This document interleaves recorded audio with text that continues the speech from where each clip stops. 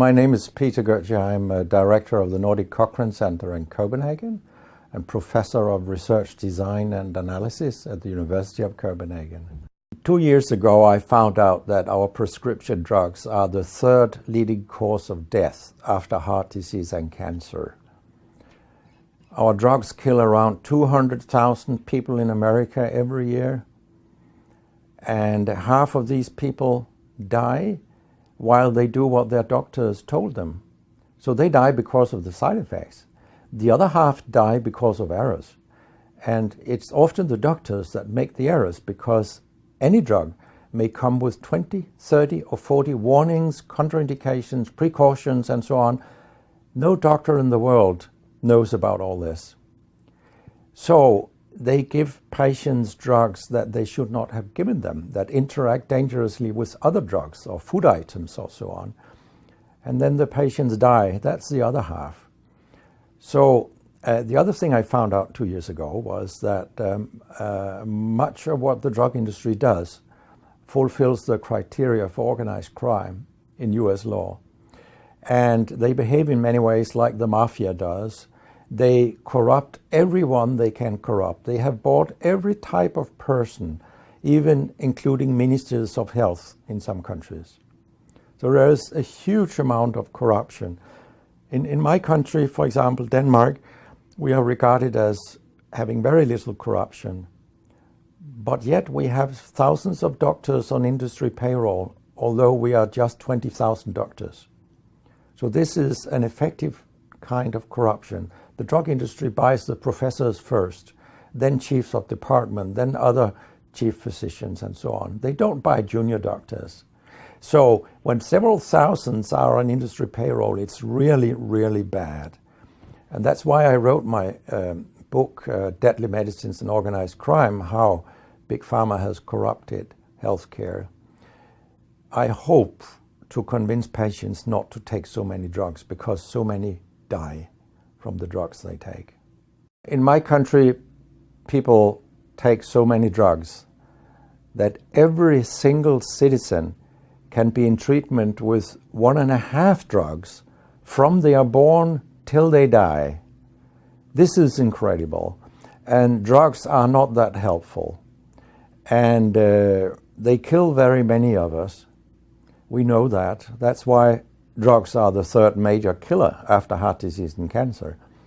So what we need in the coming years is to take far fewer drugs than what we do currently. If we did that and we were careful, then we could live longer and live better lives. Because drugs have many side effects, and patients often don't realize that when they become worse, that it could be a side effect of the drug, which they continue taking because that's what their doctors tell them.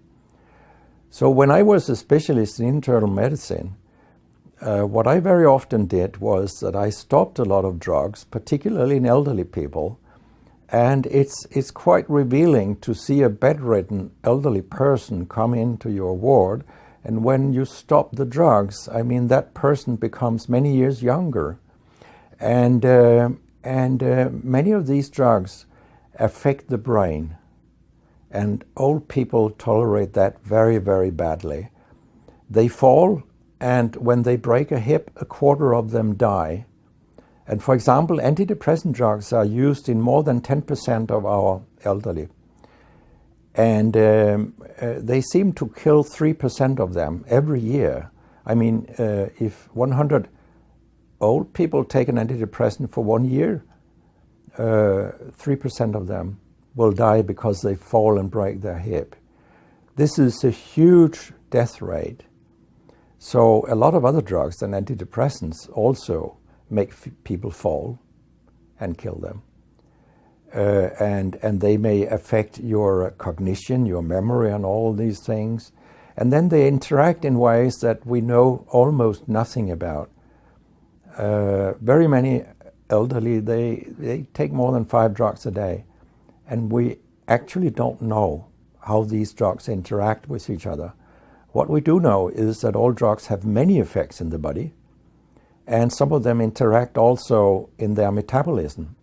so that you can get a too high concentration of a drug if you take other drugs simultaneously. So we make a lot of harms that we don't even recognize. I have a pretty colorful collection of things people have called me during all these years.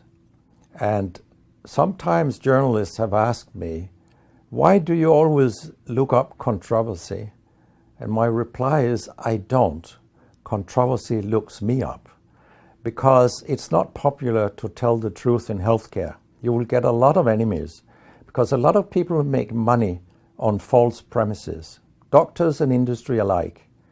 And our drug regulators and our politicians, they are on board on this wagon. So very few people are independent of money in healthcare. And of course, I have attacked a lot of holy cows during my career, and people have screamed loudly. In a French journal, I was called a statistical masturbist because I showed with statistics that mammography screening didn't work and things like that. And I was even accused of scientific misconduct by the Association of the Danish Pharmaceutical Industry, which was completely ludicrous.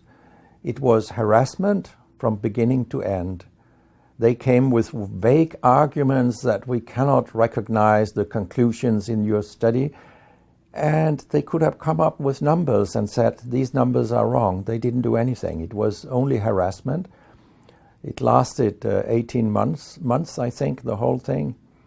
And then when we were acquitted, I made sure that this nasty behavior was described in the British Medical Journal. So after that, they haven't come so much after me, the Danish drug industry. And when my book about organized crime came out, they just lied about it, as they always do, that my examples were old, they went back 90 years and so on. But, you know, where I demonstrate that what the 10 biggest companies do is organized crime, these examples, they were from within the last 10 to 15 years. That's not old examples. And the crimes have increased because when crime pays, you will have more crime. That's how capitalism works.